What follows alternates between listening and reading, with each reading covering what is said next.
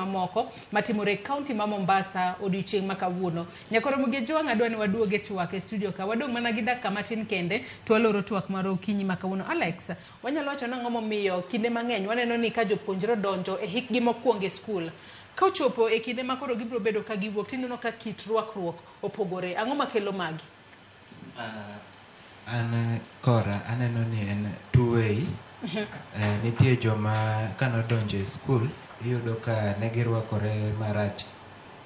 Kiwacho ni ne girwakore marach, inyalo describe matin, ne girwakore marach e yo mane kata nade?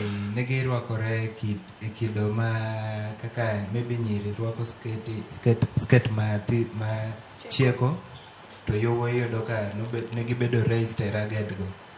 To ka e period gi magin e skul iyudo ka seche moko gidonje aole, mano kuom joma ne rwakore maber.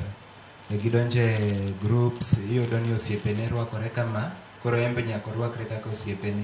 Kendo iyudo ka ok orwakore kamano, inya yudo ka kendo gikete tenge.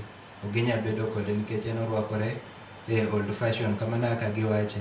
To nitie jok mane rwakore marach, ma sama gidonjo iyudo kaka course, sama maybe ji dhi attachment, iyudo ka kidhi gi ragged many attachment, ok dhi mi kata dhi gi barua mora mora tirwakori e kidono.